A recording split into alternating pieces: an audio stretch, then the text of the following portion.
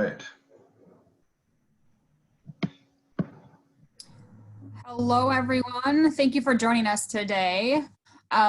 We decided to go ahead today with the live Q&A and answer some questions that people have been having regarding things going on in the world of Wisconsin Voices. So today you have all four of us.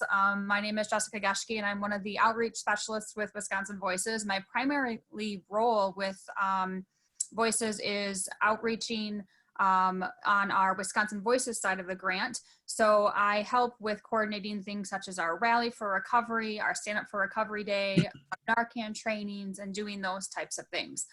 With us today, we also have Megan Siklowski. And Megan, you want to go ahead and introduce yourself?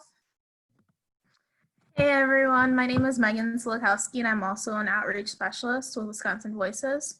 And I primarily work on the ED2 recovery grant. Thank you, Megan. And then Wes is also with us today. Wes, are you still with us? Yep, I'm here. Sorry, I had somebody that just showed up at my door I had to take care of. But welcome everybody. Thanks for joining us. My name is Wes. I'm also an outreach specialist here with Wisconsin Voices for Recovery. So we appreciate you guys tuning in. All right, thank you, Wes. And then Monte. Hello, everyone. Thank you guys for tuning in. My name is Monte Ball, and I'm also an outreach specialist for Wisconsin Voices for Recovery. My primary goal is to team up with stakeholders of color in these communities and to kind of help them come on board and help them to fight the opioid crisis. All right, thank you. Okay, so that's our team for Wisconsin Voices for Recovery. So today what we're going to do is kind of take section by section the things that we're doing, just to give a little update. Usually around this time, we're together and we're in our office and we go live several times to talk about some activities that we're doing. September is a really big month for Wisconsin Voices. We're usually gearing up for, National Recovery Month for our rally. We have some conferences that we attend and we go to. We're learning so many things, and COVID's kind of put a damper in all that stuff. And so while we're working apart, we wanted to still be able to come together and talk about the cool things that we are doing and get the word out so that everyone has the opportunity to get involved. And so first thing we're going to do is talk about the rally, and then we'll be talking about our ED2 Recovery Plus conference, and then our box project that we just started, and then of course Monte's grant that he's working on, the OD2A, and then some sponsorship funding that we have, and the application process and how you can get involved. So first up, we'll talk about the rally. Take that over, and I have a bunch of notes here because I don't want to forget anything. So this year, our rally, we're super excited to have some big name speakers that we've been able to have join us. We are virtual. We've made the decision to move our rally instead of meeting at the Capitol like we have done for the last 7 years. We will be going virtual. So please watch our rally page for information on the links and how to get in. That should be coming out, I would say within the next couple of weeks. We'll be posting a flyer. We have an event on our Facebook page that's created separately from our main Wisconsin Voices page. It's on the event page, and we'll be posting a bunch of different things in there. But we have Hannah Hernandez. He will be coming and Zooming in, and he'll be speaking to us. Hannah has 32 years in the health and human service field. He's a person in long-term recovery, and he's committed to eliminating the health disparities and working at a national, state, and local level. We've had the pleasure of meeting Hannah in person several times at multiple conferences that we've been at throughout the United States, and he is just amazing. He's such a joy to be around. He's fun and exciting, and we're just really excited to bring him in so all of you can meet him. And we also have Kelly Kitley. So a couple weeks ago, we had Kelly on our very live, and she spoke about a lot of different things and stuff that's kind of going on in the world right now, COVID and being a parent. And so if you haven't gotten to see that, make sure you go back and watch that live before the rally. But Kelly's a Chicago-based licensed clinical social worker, and she's been inspiring her clients for almost 20 years. And she's been featured on tons of media outlets such as Dr. Oz, The Today Show, Dr. Drew. And that's just to name a couple of different things that she's been able to do. She's a mom, and she's a wife, and she's a person in long-term recovery as well. So we're really super excited to bring Kelly in. She'll also be joining us that day. And then, so those are our national speakers. And then we've decided that we'd like to have some hometown heroes as well. And so we were able to have Tom Farley join us. And so those of you who know Tom, he is a Madison native. We adore Tom.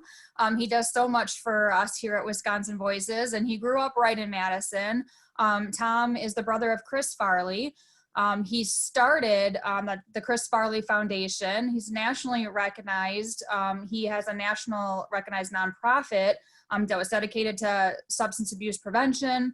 Tom's also been featured on national shows like The Today Show, Larry King Live, The View, The Morning Blend, Good Morning America. It's just, the list goes on and on. So we're super excited to bring Tom in and have him talk. And again, with Tom, every time he's been on one of our lives, he just doesn't disappoint. He's so funny.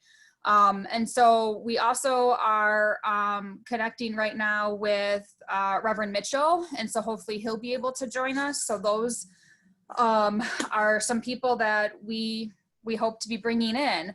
And let's see, what else do we have going on? So for the rally, we'll also be having music by Brecken Miles. And so Brecken is a Milwaukee native. He also sings out in Nashville. He has a lot of country music hits, and he sings for events such as ours and different events that have been around the state to raise awareness about addiction. So check him out. We have a Narcan training that will be taking place at 4 o'clock. That is going to be sponsored by Catholic Charities and hosted by Vivint Health. So we're super excited about that. And then during our rally, we will have 2 breakout sessions. And so the breakout sessions will have different topics, so you can kind of choose where you want to go in between those 2 breakout sessions. Those topics will be like housing information. Where would I go if I need housing? And we'll have some people inside there that can lead that discussion that have sober living homes. We'll have peer support and treatment information. We'll have advocacy and outreach as one of the sections. And then we'll have like maybe pathways to recovery, a recovery topic session. So we'll also have the community award. We'll also have that link posted inside the chat. The community award is an award that we give out every year to a deserving individual or organization.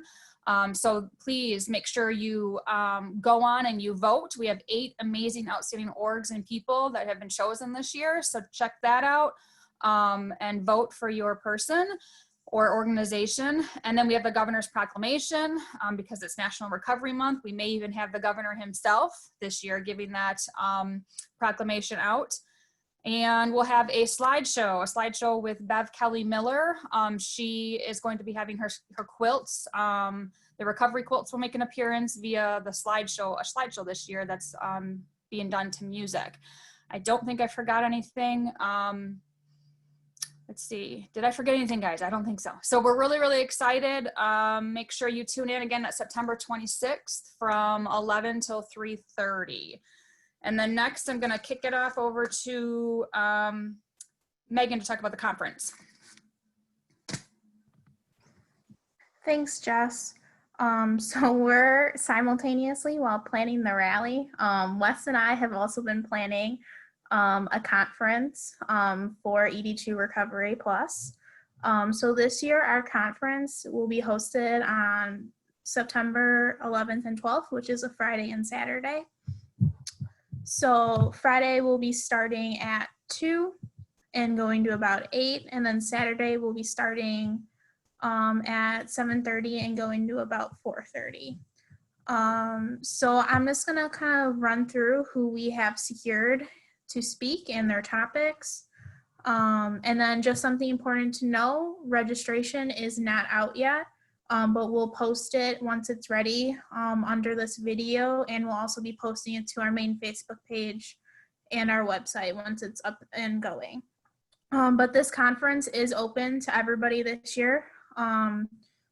So our speakers, because it is conference season in Wisconsin, so we've chosen to bring in some national speakers. So hopefully it'll be a little bit different perspective.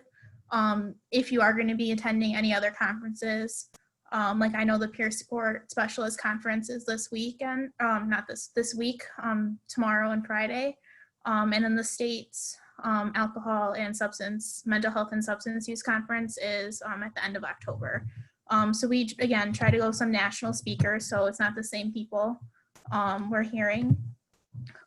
So to kick it off, for our opening speakers, on Friday, we have Jenna Nesbitt, and she will be talking about supporting in suspense, the need for self-care now more than ever. Right after Jenna, for our first session, we have Sharon Heselton speaking, and she'll be discussing Reaching for Their Dreams, a person-centered approach to the assessment of recovery capital as the foundation for recovery planning. We'll have a little break, and then our second session of the day will be Dr. Masika Jordan speaking, and she'll be speaking on the color of change in crisis, the ASK model for culturally responsive peer recovery services. We're gonna wrap things up, and then our very own Wes Van Epps is gonna host an all recovery meeting later that night. So on Saturday, we're gonna open it up with Monte Ball hosting a morning gratitude and coffee session. He looks surprised, but he's hosting it. We're gonna go into some opening remarks. And then the first session of the day is gonna be by William Stauffer, and he's gonna speak on virtual recovery support services, overview, and a roundtable discussion. Next up for the second session, we're gonna have Michael King speaking on developing goals, strategies, and tactics. We're gonna take a break for lunch, and then it's gonna be right back to Michael for 3 key principles to effective leadership. Our last session of the day is gonna be hosted by Laura Skye Bowman, and she's gonna be speaking on all pathways to recovery advocacy. And then we're gonna have Dennis Radloff wrapping things up with our closing keynote on the topic and is making a difference. So as I mentioned earlier, this conference this year is open to everybody. It's September 11th and 12th, and once registration's up and running, we'll get that out on our multiple platforms.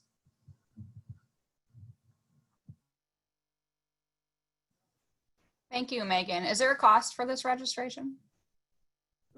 Good question, Jess. Oh, where you go? There you go. Good question. So nope, this conference is going to be completely free, and we are working with UW Stevens Point to get it CE accredited. Okay, thank you so much. I was just wondering. All right, next we have Wes. He's going to talk about a project that we've been really excited to announce and get rolling, and he's even going to do a little demo and show us about that. So Wes, we'll kick it over to you. Great, thanks, Jessica. Yeah, so this the project that Jessica's talking about is the Naloxone Box project that Jessica actually has been kind of visioning and putting together for a long time here. And for those that know me, I actually joined the team here in March, and when I heard about this project that Jessie was putting together, I was really excited about it, and I'm honored to help her and our team here in getting this project going. So what that actually looks like is we're going to be putting together 25 boxes, which I'll be showing you guys in a minute here, of Narcan and resources throughout the areas in Dane and Dodge County. And we're going to be putting them out to the public in locations that are 24-hour, 7 days a week accessible. So for individuals that need naloxone, if there's an emergency situation that somebody's overdosing in those areas, they will be able to open this box and take the Narcan out and use it. I think a big piece of this project too is reducing the stigma around people getting Narcan. So we want to make sure that this project is something that if somebody wants to open the box and take it, they can do it without, people knowing that they're taking it too. And so I think the biggest piece about this project too that we were fortunate to have is having it sponsored by Servview Pharmacy. So that's one thing that Jessica and with her relationships have been able to form with them, and so they've been able to sponsor the funds to put this project together. So I'm really excited about this. Like I said, the locations and the exact locations are not yet decided, but we are going to be starting this project in Dane and Dodge County. Once we do have our boxes in place, we're going to be putting together a resource map for individuals to find out where these boxes are. What I will do now quick is I'll just show you. We do have one here sitting with me. I'll show you kind of what they look like and what they're going to look like in the community here. Hopefully the glare is not too bad. So you can see here the boxes themselves. They are, everything is going to be encased in this box. When we do open it up, inside you're going to find a box of Narcan, as well as an emergency breathing kit, and then below it is going to be step-by-step on how to administer the nasal Narcan. What we're also going to be doing too is including a little resource card or brochure with resources in the area of this box. So any treatment resources where people can call to find help. The one thing that we are including in this device is a notification to when the boxes do open. So you guys can see here on the bottom, we will have built-in sensors to when the box is open. It'll automatically notify us that the box has been open. So we can contact the organization that the boxes are in, or we can go out and refill the boxes. So we're super excited to get this going. We have all of our materials, all of our Narcan now with us. So now it's just a matter of getting things put together and working with local partners and agencies to put this out into the community for people to start using. So I'm not sure if I missed anything, Jessica, or if you want to share a little bit more about this project. I know that, like I've mentioned, this is something that you've been putting together for a while.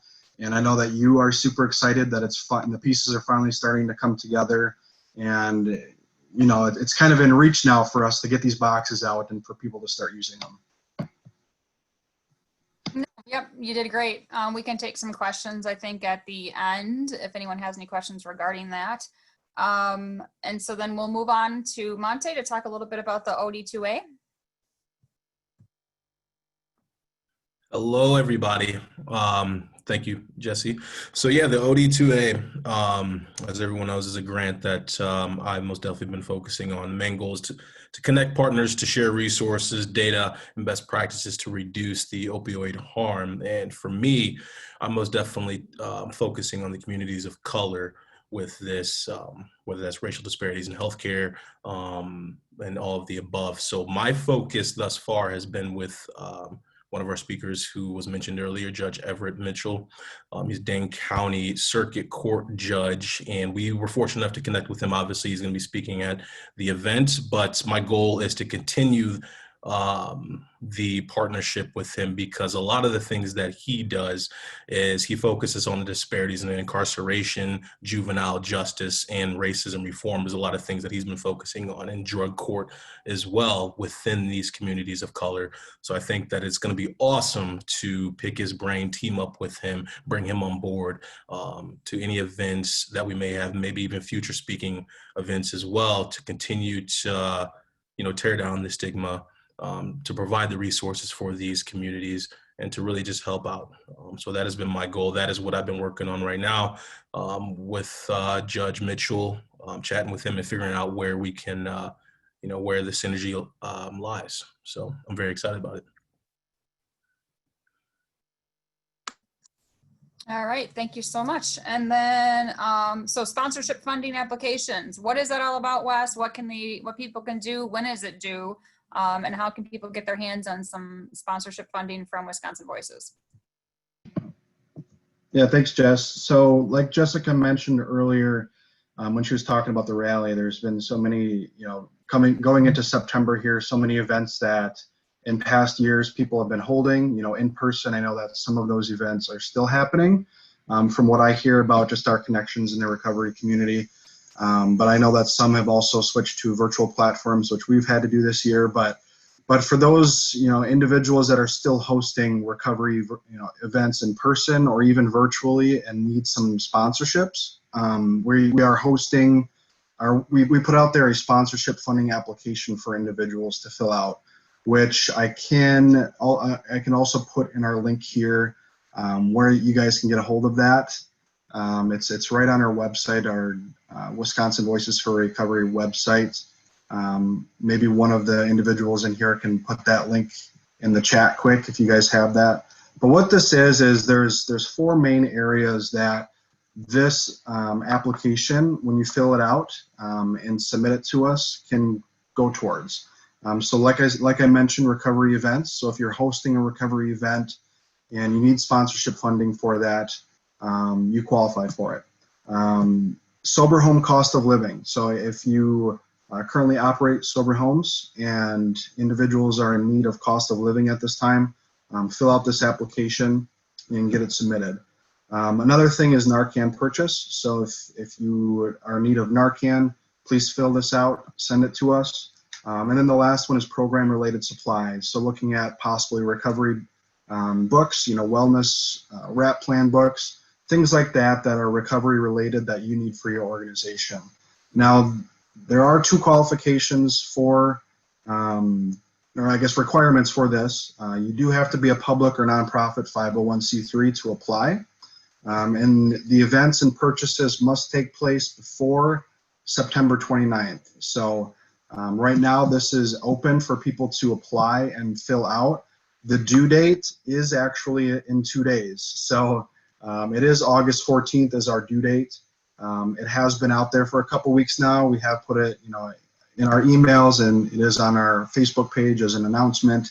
So please, if you want to apply for this, click on the link, go apply. One thing or a couple things to keep in mind: you can apply for separate events and separate purposes that are listed. So I know one organization has 2 events going on in September.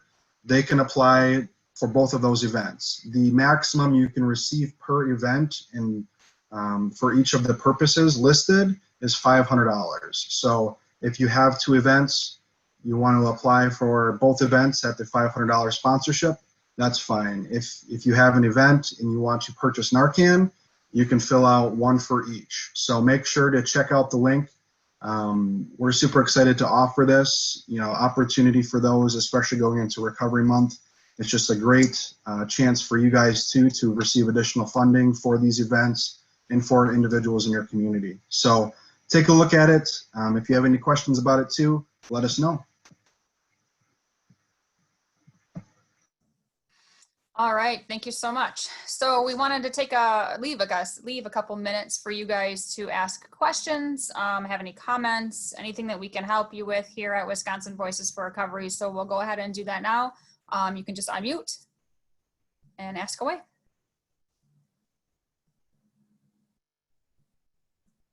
You have our undivided attention.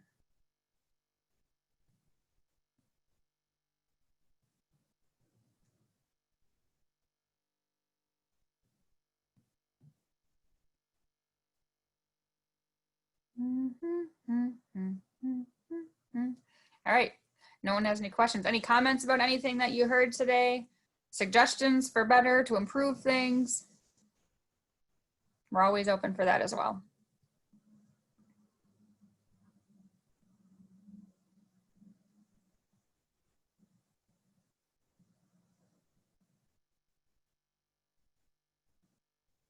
All right. Well, thank you all for joining us today on the live Q&A. Like we said at the beginning of our broadcast, I guess that's what we'll call it, our live Q&A, that make sure you guys stay tuned to our Facebook page, our events pages on the Facebook. Make sure you tune into our website. We have an Instagram page that's coming soon. We also have a YouTube page that we have created, and we're throwing a bunch of stuff up onto the YouTube page. So that is coming down the pipe as well. I guess that's it for today. So thank you for joining us. Have a wonderful rest of your Wednesday. Bye-bye.